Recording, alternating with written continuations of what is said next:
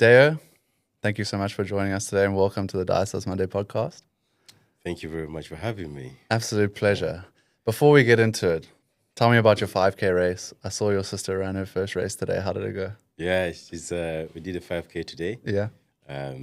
It's part of the Team End Polio for Us Together challenge, which we had done on Strava. Yeah. And she wanted to get involved. Cool. She's been watching, obviously, because of what I've done, a journey from Cape Town to London. And she's been really excited. So this was a fast 5K, so a longer distance than what she used to do back in the days. She used to do up to 200 meters. Okay. And now she's got back into the sport. Nice. I'm really proud of her. Nice. Did you guys get the time you wanted today? Was it all good? Yeah, we didn't go for time. Okay. It was just more of like, let's just get around the course and finish. But actually surprised me a lot because she did it in under 30 minutes. Oh, wow. Amazing. Yeah. That's amazing. Yeah. And tell me about the charity that you're running for. What is that particular? It's for end polio, trying to eradicate polio. Yeah. And polio is at the moment 99.9% eradicated. So what is it exactly? It's just this challenge that was on Strava. Okay. And it's part of the End Polio Global Eradication. Yeah. And we're just trying to, raise awareness. Yeah. And try to make sure that the decision makers actually get in and just be able to finally get it over the 100% mark. Yeah, get to the 100% marker and then completely eradicate polio so we don't have to deal with the disease anymore. Yeah. Put it to history. Yeah. Sounds good. Well, congratulations to your sister. Big shout out. Yeah. Hopefully see you on more runs after that. Yes. But let's get into you. So for my community that might have not come across your profile or seen that you did the run from Cape Town to London, why don't you take us back, tell us a little bit about where you grew up and how you sort of came into your running career? Yeah, I grew up in London, South London, since the age of 10. Okay. Because before that, I was in Uganda, where my roots are. Nice. So I moved to the UK at 10 years old, and then just kind of grew up from all the way here. And then I started running at probably the age of 17-ish there. Just because I needed to, I had a condition which is still there at the moment. It's been undiagnosed. I just wanted to find a way to be able to kind of manage it. Mm-hmm. It was just very difficult to be able to manage. Just means that my body temperature doesn't regulate itself.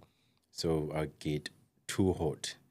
Find it very difficult to sweat, just in a normal state. So I have to figure out ways to force myself to sweat.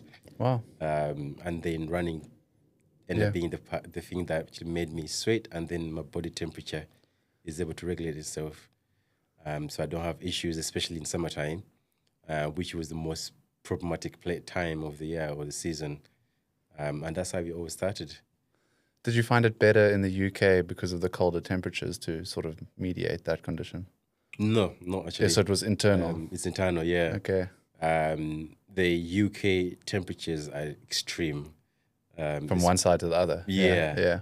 Yeah, I don't like the cold. And then Who the does? hot is just too hot. Yeah, so I prefer where the climate is more calmer. Yeah. So and more consistent almost. More consistent. In Uganda, you have 2 seasons, wet and hot. That's it. Yeah. Yeah. So you wouldn't like Mauritius either because it's just hot 24/7. Yeah. 30 degree. Even in winter, it's just sticky. It's like sweaty. Yeah. It's tough to train. And so where did you take that running from 17? You went into a career of running and coaching.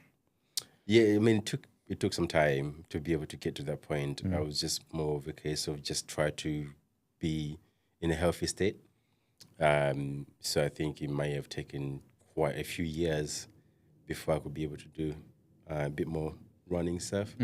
And I think it was in 2012, after the Olympics, the London Olympics. That's when I was a bit more inspired to do a bit more sports. Okay. And get more involved into a bit more running. And I started to do more like a 5K, not really a race, just more of a park run.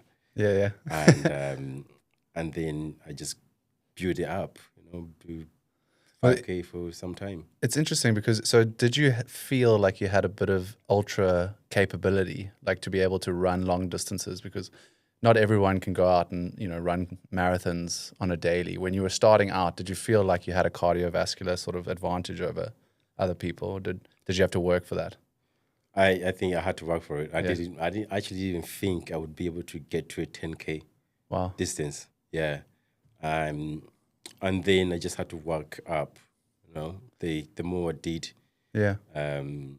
over a few days in a week, the more I felt stronger. Mm. And then I just ended up building it up and then did like a race, which ended up being quite nice, to be able to do a race and feel good, get a medal at the end. Yeah. And then from there, I mean, even from that point, I still took me a really long time to get beyond the 5K. Yeah. Even to get to a 10K. And then I just made a decision at some point, just get into a long distance. To go 13,000. Yeah. So for those listening, at this point, I think it's a good time because you talk about you struggled to run 5 to 10Ks. The Cape Town to London run was 13,000 kilometers over 2 continents, 21 countries from Cape Town to London. I mean, so when was it that you decide to do that in your head in terms of, okay, you've been able to do a 10K, maybe you did a half marathon. How did you get to 13,000 kilometers?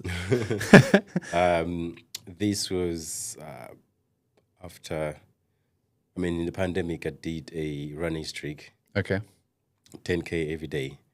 And that built up my, So for how many days did you do that? For 381 days. Oh, wow, you did 10Ks a day. Oh, yes, that was for the other cause, for George Floyd, huh? Yes, that was for, Running for Justice campaign, which I did. But before, I was still doing, before all of that, I had built up my resistance up to ultra distances, 100K races, and then get into this. So you were doing a few 100K races before that. Okay. Yeah. So you started to get into the ultra endurance sort of journey field. Yeah. Okay. Yeah. And then from that 381 day running campaign of 10K a day, we got a community to be part of taking on, periods where I can be able to run 10K here and there, a week or a month. And that gave me time to be able to think about another big challenge. Yeah. We interrupt this video to bring you a message for our sponsor. So I know that most of you don't sleep well. I know we don't want to be like Brian Johnson. We don't want to eat 7 hours before going to bed. We want to binge our favorite series. But we still want that 90 sleep score. Well, don't worry. I have your solution. Prime Night, baby. Your number one rest and recovery tool. Pour it in a glass of water before you go to bed and you sleep like a baby. So talk to me about your why. So before we get into the actual run, it couldn't have been just because you wanted to run 13,000 kilometers. There must have been a big why behind why you wanted to bring this awareness to the people. What was that why? Yeah, it all came off the back of the Running for Justice campaign, and I wanted to take it more on a global scale. And so the running from Cape Town to London is to tell the history, the story of human migration from Africa to the rest of the world, and over time how we managed to move on foot, especially, and then just end up populating the rest of the world, and that's what I wanted to highlight, because there's a lack of education in terms of the migration part in our society, and to be able to educate people that we all actually come from Africa, and that's where humanity originates, and we just managed to move further up into different climates, different places, and I just wanted to highlight that more, bring awareness to it. Yeah, and you spoke a lot about sort of ending racism. Was there a part of that in that run as well? Yes, yeah. It's the story is just to let people know that we are from the same place, Yeah. from the same land, One person. Yeah. one person. Yeah. Our facial features and skin colors, skin tones are different now. But when you go back, strip back all the layers and stuff, you find that all our origins Are the same. are Yeah. the same. It's a great message. Yeah. Unbelievable. And did you feel that while you were doing the event, people were getting the message? Yeah, it was a slow burner. Okay. Yeah. It built up over time, and there's a case of people not believing that you're gonna be able to achieve what you say, your goal.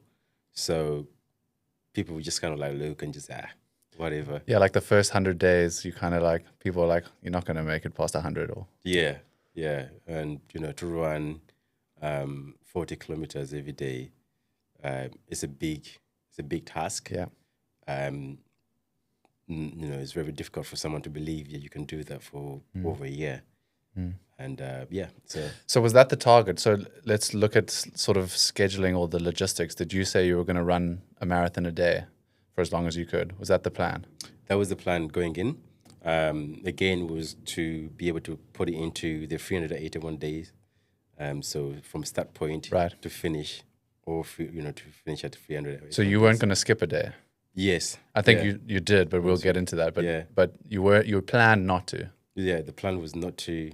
The plan was to definitely, because I broke it down how many kilometers I have to run to make sure I get to the finish point in that time frame, and it was to do 40 kilometers every day. So 40 was the target. Yeah. And so which day did you sort of had to say, I have to stop here? Yeah, it wasn't out of choice, to be honest.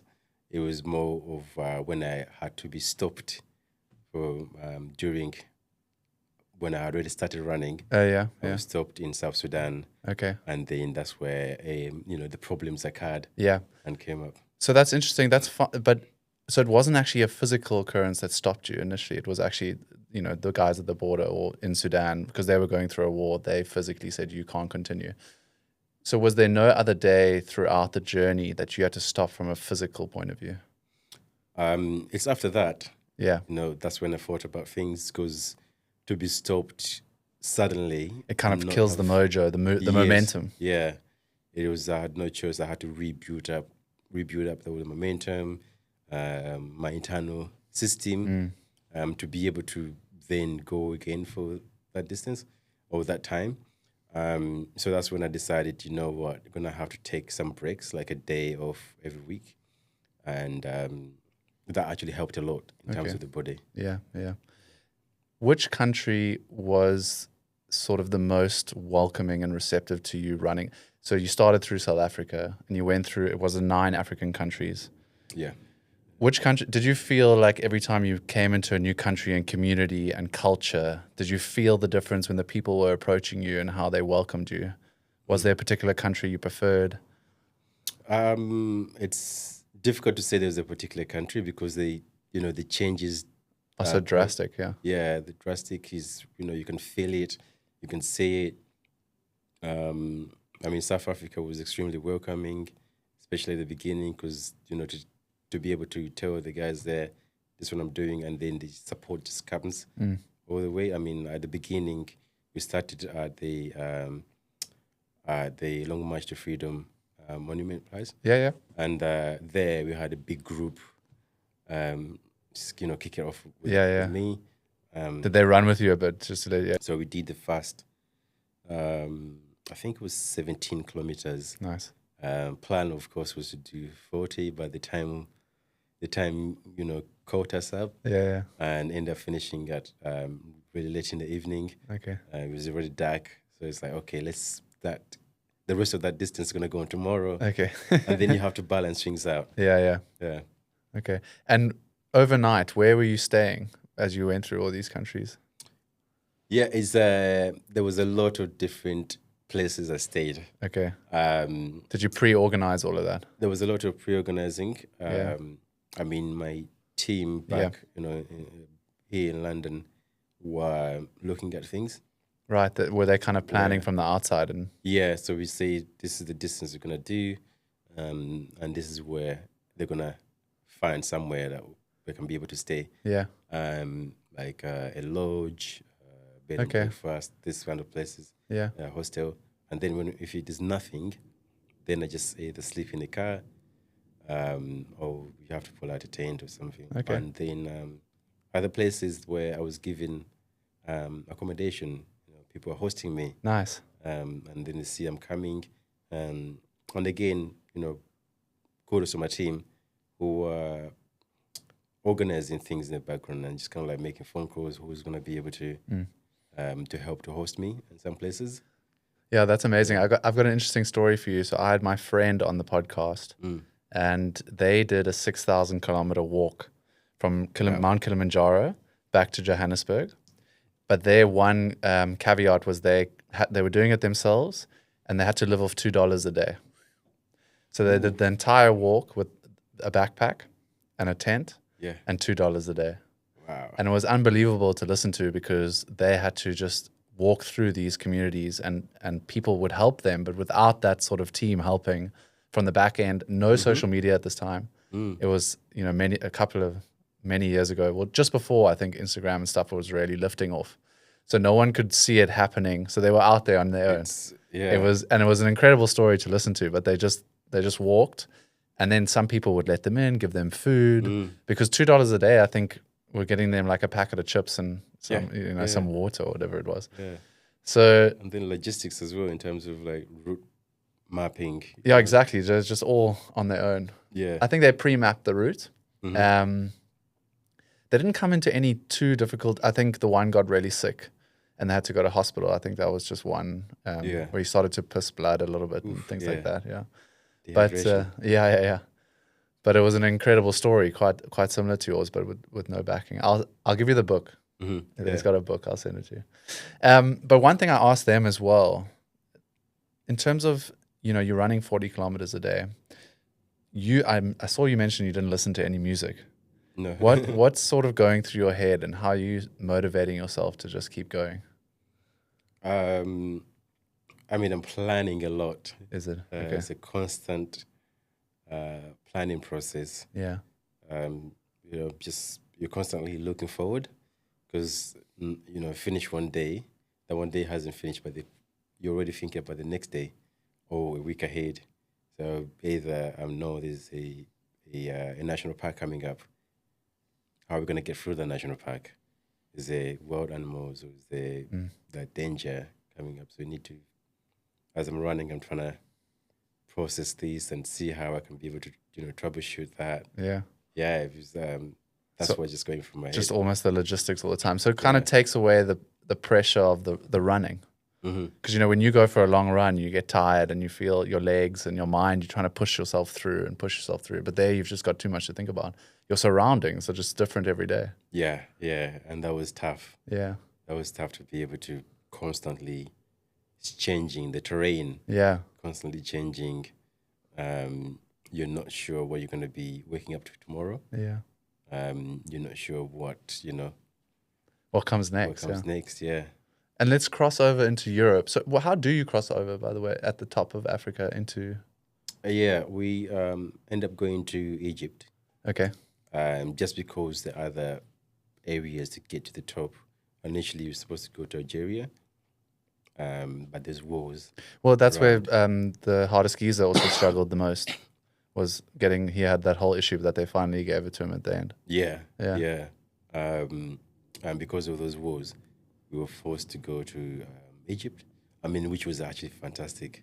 Okay. Go there. And there I finished in Alexandria. Okay. But then I had to fly because there was no other option to actually get around on the ocean. And where did you land in Europe? In Athens, Greece. Okay. Yeah. That must have been an interesting change. Yes. Yeah. Was it hot at the time? It was the hottest season in. Oh wow. In Greece, but it was much cooler than Egypt. Of course, yeah, I love way that. Cooler than Egypt. Did you get caught in any like sandstorms and things like that? There was not like heavy sandstorms, but we were at top temperatures, 51. Wow. 51 degrees. How did you manage your sort of nutrition and stuff through there? Yeah, it's difficult. I'm Yeah. vegan. Oh, wow. So Okay. trying to find food to eat along the way was very difficult. So we used to, luckily when I had a car, throughout Africa, I had a car. So you can be able to buy stuff Yeah. from a supermarket and then just store it in the car. And then I can just be able to, along the way. What's just your cook favorite whatever. go-to snack? I love biscoffs. Okay. Biscuits. Yeah. But I end up eating a lot of Oreos because biscuits are not very, very rare to find. Well, yeah, of course. Yeah, yeah. But there's Oreos Yeah. pretty much everywhere. And then the constant meal was noodles. Okay. Yeah. Interesting. Yeah, because in the ultra races, they just talk sugar. I mean, if you're going to run over 60 kilometers, you need to be putting in the calories and the carbs. And a lot of people, we do a few Ironmans and things like that, and we kind of shy away from the sugar a little bit. I don't know. We have all our fancy, Yeah. carb drinks and stuff like that. But salty stuff. Yeah. But at the end of the race, I'm reaching for that Coca-Cola at the aid station. Because your Yeah. body's craving for it. Yeah. So I can imagine it's important. Okay, so you go through Athens. It's a bit of a change. Did you manage culturally throughout Europe? Because I guess, there's a lot of language changes. And again, I asked the question about how people approached you when they saw you running. Was it quite welcoming or did you find it difficult? Yeah. Greece was incredibly beautiful, amazing, very welcoming. And the climate was so nice. I was running along the sea. Nice. So I could be able to Swim. Yeah, I didn't even have much opportunity to go into the water, but I was able to feel more relaxed. Okay. At some points, I was able to just be at the beach and sit down and have a nap in between the actual run. But I was by myself this time, so I carried the backpack with everything I need, 10 sleeping bags, food and stuff. And then as I go up, Albania, very welcoming again, surprising country, was beautiful. Wow. And then what was next? The more of the Balkan countries there. Yeah. The temperature started to change. Get the colder. weather conditions, started to get colder, rain. And then now I'm thinking of more of wrapping up. Yeah. And also the atmosphere changed slightly because language barrier was a big problem now. And you were by yourself. And I'm by myself, And the route we had chosen was considered to be more of an immigrant route. So there's a lot of people who it's an entry point for people who are escaping situations. So that route was very jammed. Yeah, not jammed, but people were looking at it quite. Right, I see it. Right, they're very. They saw it as the people trying to sneak through type of roads. Yeah, so when I'm coming through, they immediately were thinking that I'm one of the immigrants trying to come through. Yeah. Okay. Yeah, so they were very suspicious of me. Did they kind of stop you and talk to you, or were they just giving you hard eyes? Or a bit of both. Asking, sometimes where you're going, or just looking at me. Is this the local authority or just the people in general? Locals, and then the authorities then would definitely stop me, ask questions, provide my documentation. Documents. And then once I prove to them that I'm actually, I've got everything and to be able to be in the country, then they will let me go. And that must be so difficult with the language barrier as well. Yeah. On top of that. Yeah. But yeah, that was a new challenge coming from Africa where I didn't have to be proving the paperwork and stuff. And now I'm having to do that, plus the weather change. Yeah. It must be so hard to digest because you're running through so many different types of people and cultures. And, in Africa, you get a lot of rural places where sometimes you won't see proper buildings for miles and miles, and you see the way they live. And then you run through Europe where you can only see buildings in some places. And it's just amazing the contrast of places and, as you run up. Yeah, and the countries were more constant. So, we like in the likes of Montenegro, I think I was only there for 3 days.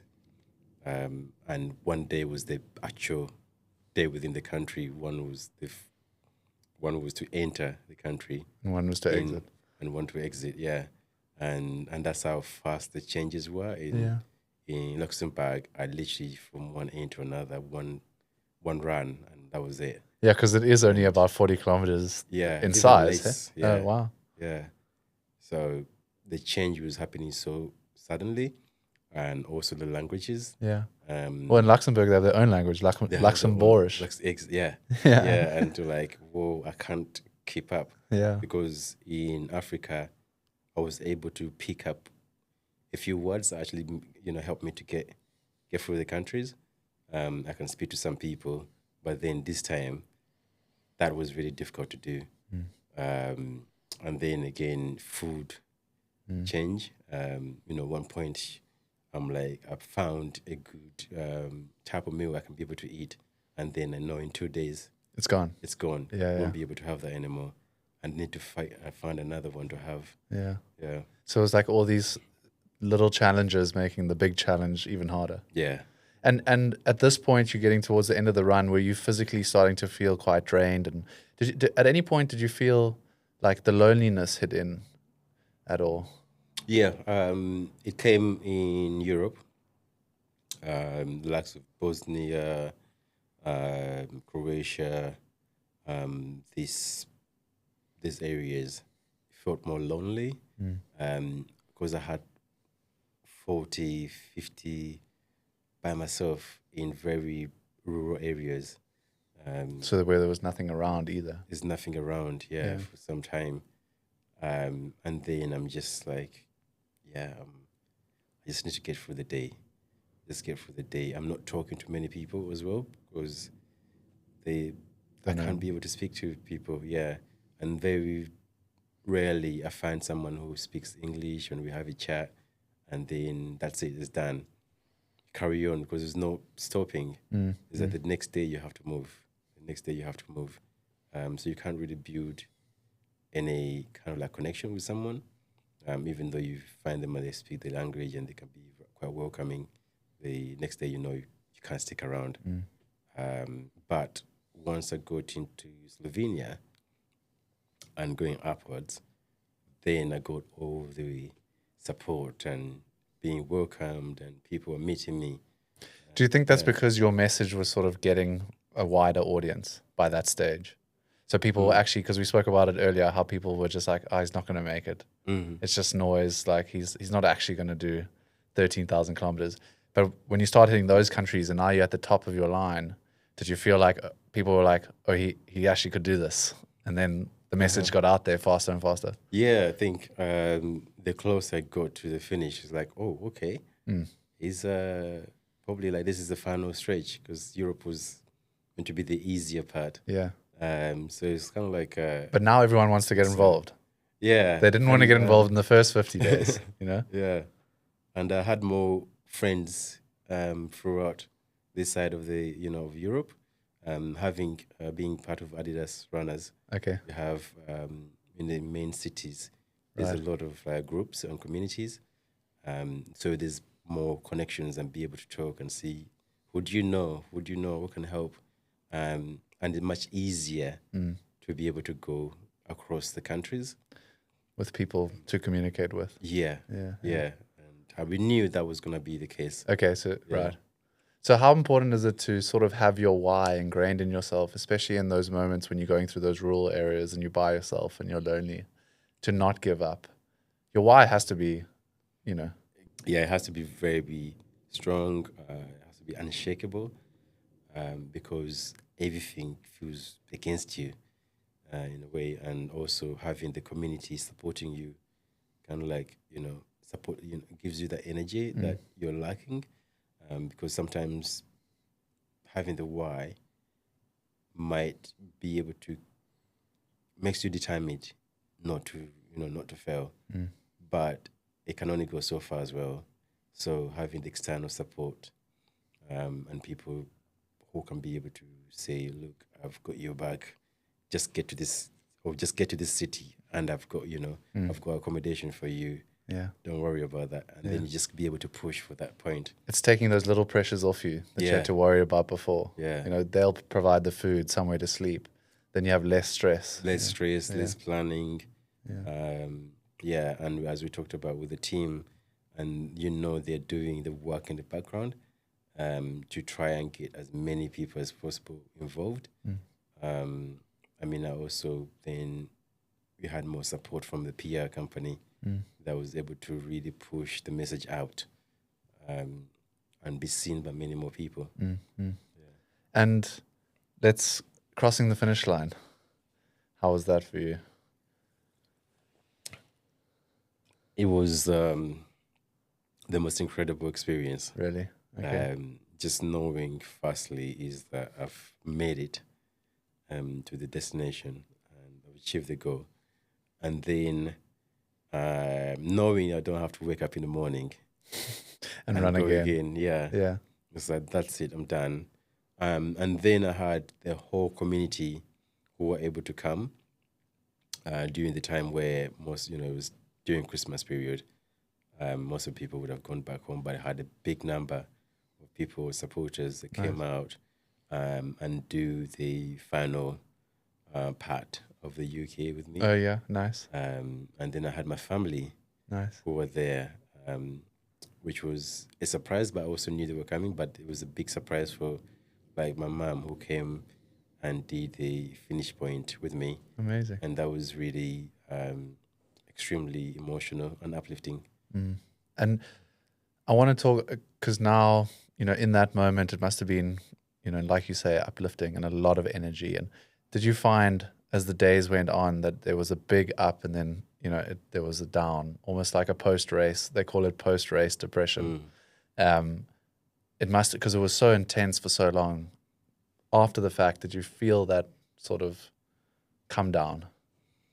Yeah, there was a lot of actually overwhelm because of everything. People want to speak to you. They want to have you on podcasts. And there's just a lot of action afterwards. Yeah, and I got an injury like a week before. Okay. I was finishing, so even walking was very difficult. And so I needed to nurse the injury, look after it. But then it was more of the admin stuff, like go on the podcast, talk here, interviews and stuff. So yeah, I was overwhelmed, but kind of like just taking that energy with me, just carrying it and just keep it going. So I think that down came much later. Okay. Yeah. Well, I saw you posted the other day on Instagram, 6 months onwards, that you're still struggling a little bit from feeling of guilt. Yeah. Can you elaborate on that a little bit, only if you're comfortable? I mean, a challenge like this or a journey like this has a lot that's involved in it. There's so much that comes along. So taking all these people with me on the journey,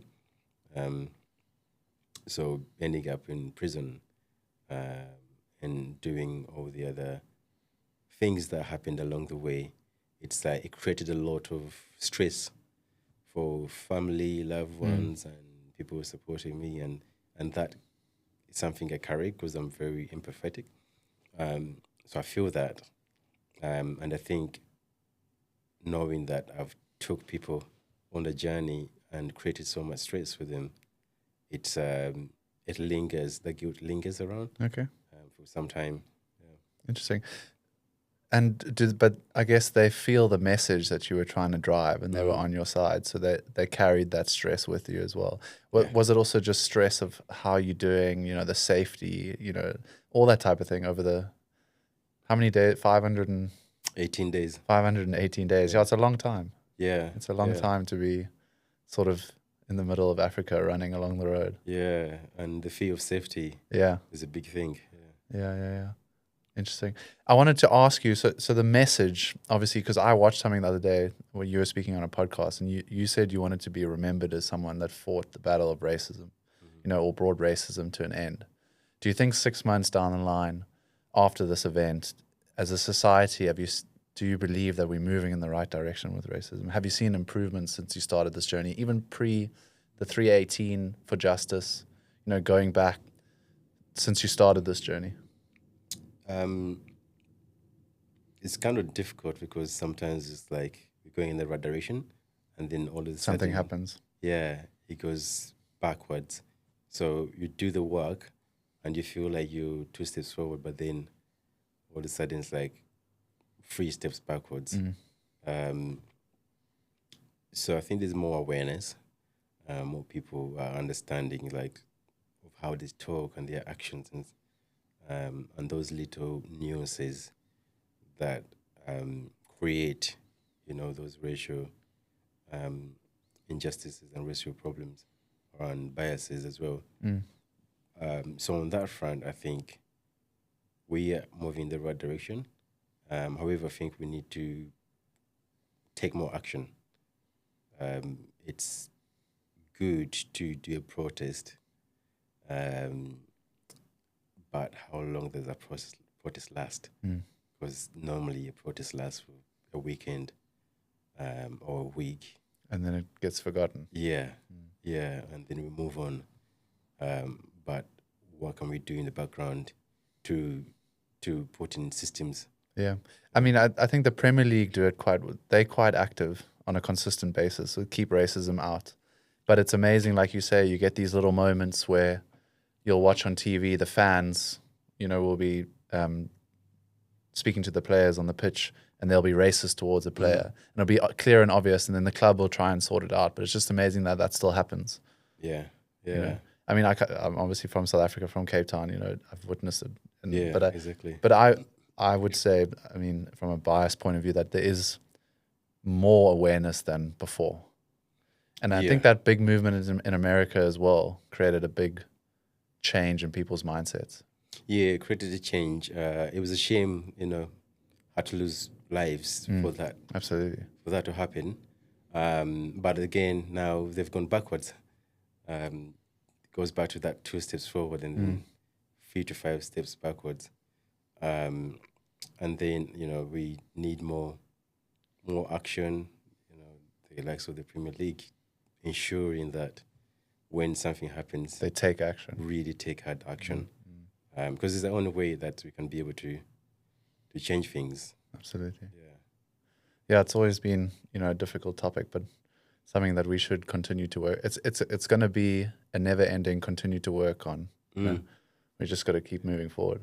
Yeah, and you can't expect it to be changed, overnight. Easy, yeah. Yeah, because the systems have been in place for a very, very long time, so you can't change for that quickly. It also has to take a really long time.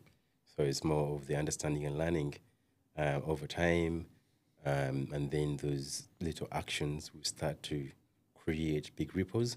Compound, yeah. And then, yeah, exactly. And eventually, that change should happen, hopefully.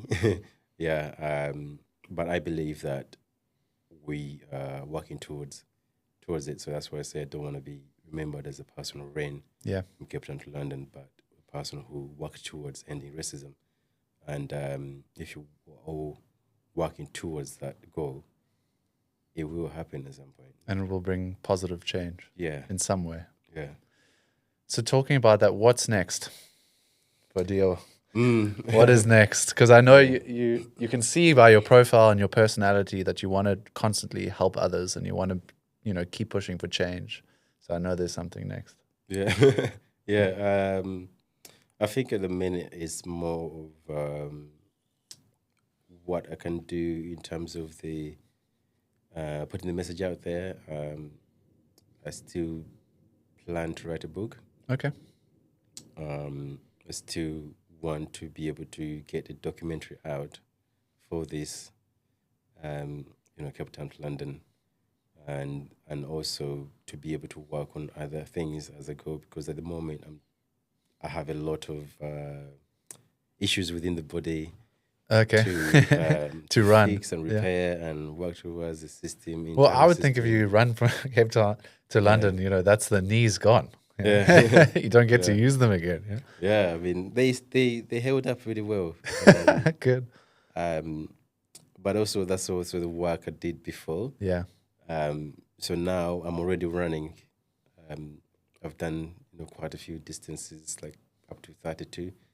But it's just now I'm doing the strength and conditioning side, and then I will be able to do probably come up with another Event. event to raise awareness, and it has to be raising awareness for something really strong. Yeah. Because I think if I try to do any challenge without the message behind it, I can't succeed. Well, if you do one again, we'd love to join you on day one or something. Definitely, we can connect. And it's all interesting, this endurance stuff, because you're seeing it a lot more than we did in the past, and we're calling it a bit of the endurance epidemic. Mm-hmm. I wanted to get your opinion on why you think so many more people in the recent couple of years are diving into these ultra events. Why are people pushing their limits so much? Yeah, there's a big rise. And I think people have been yearning to be challenged or feel that they're being challenged, especially, in these countries, in the global north, because now we're seeing more and more people going out there and really doing 300 kilometers races. More of my friends are taking on ultra distances. And before they never said they could do, I would never do an ultra. Yeah. And then now, boom. But I think it's also because they're able to see others do it. Yeah. And they can say, you know what, if that person has inspired me to take something on like this, I would have never thought I would do it because it was out of reach before that. And now I can be able to do it because that person has done it. That's actually such a nice way to put it, because I was doing it the other way, where because you can share it, people are doing it. So it's that whole social media sort of crave now that people can share that they've run 100 kilometers and get a lot of feedback from other people. They'll do it. Whereas in the past, when you did it by yourself, it was for yourself. Yeah. So but that's a nice way to put it. You actually now, what social media and TV and stuff's being able to share that it can be done, which is inspiring people to do it. Yeah, exactly. That's a nice way to look at it. Yeah. Interesting. But I mean, because I can talk about myself, I want to do the endurance ultra runs now. I've also started like small, could hardly run a 10K. We've done a few half Ironmans now. This year we're doing the full Ironman. And it's like slowly growing. And then after the full Ironman, I want to see what else I can do. Maybe do it like a couple of days, do an ultra. I'd love to do the ultra in Cape Town. They actually started this weekend, 100 miler in George.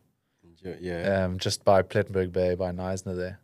A few of my friends are doing the 60 kilometers. And so everyone's out there just doing it. Yeah, I mean, even in South Africa, the rise of the comrades. Yeah. And these races are really at a peak. Yeah. So more and more people are getting involved in it. Yeah. And it's trying to get behind the psyche of why people are doing it now. Unless everyone did it in the past, they just couldn't share it.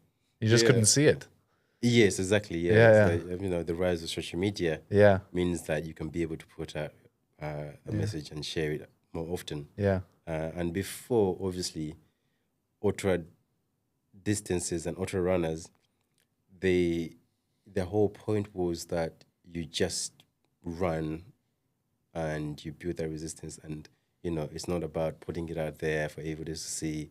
It's just more for yourself. And I remember at some point for ultra distance, there was a conversation around, do you want ultra distances to be more mainstream?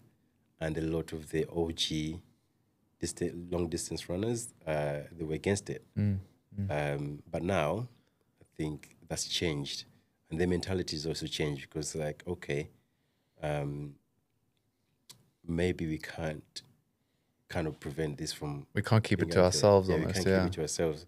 So it has to go out, because the more people want to be challenged. Well, apparently there's a beauty about the ultra. When you're out there and you say you're 80 kilometers in, you find a different mindset, or you find yourself within yourself. And just some people don't get to experience that. And I'm just talking through what other people have told me. Mm-hmm.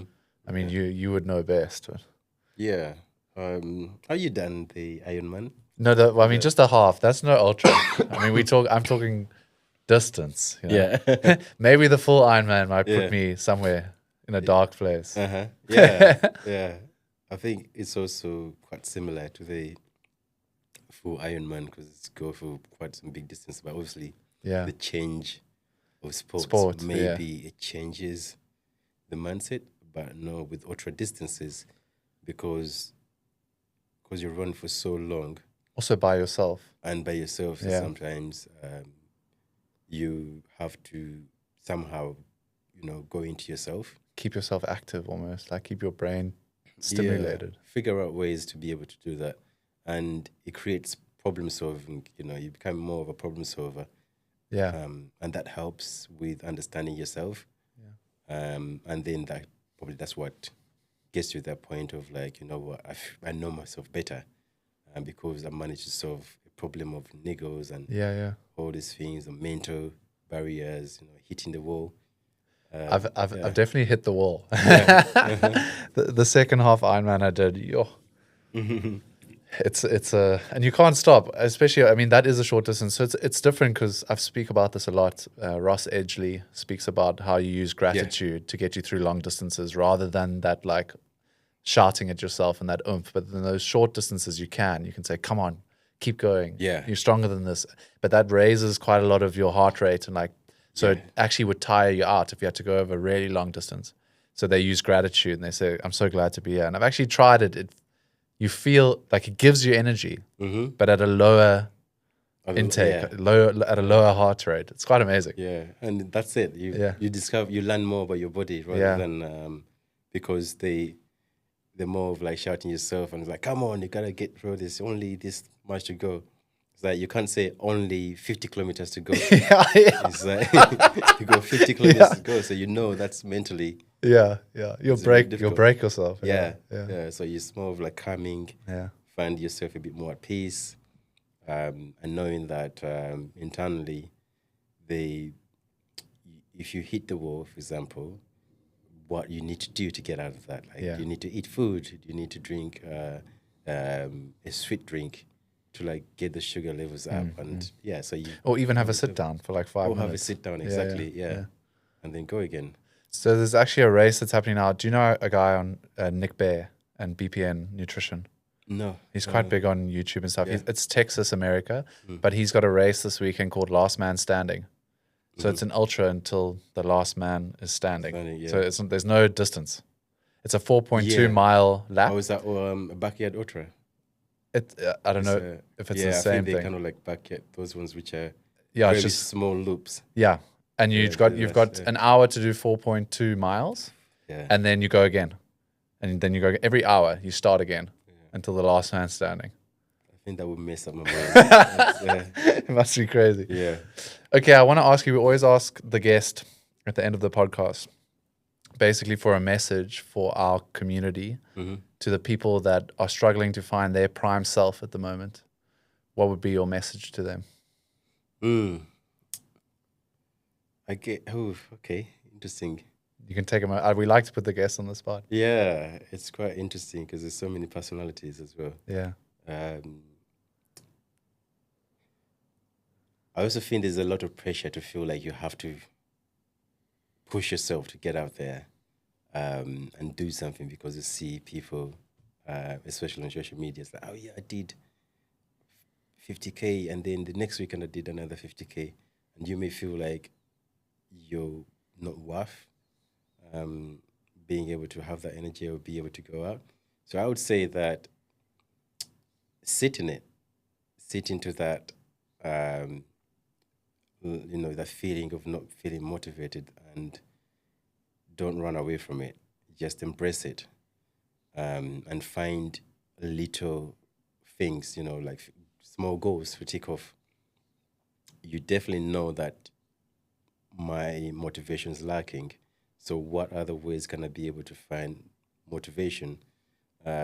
Sometimes it might be a case of like writing a journal, and that's a beautiful way of actually, letting the feelings out, or just kind of like painting, those painting and drawing, and it just takes you out of the thinking process of, let's say, running, and then channels that energy into something completely different, and your mind then works in a different way, and you've achieved small goals, but those goals that make you happy.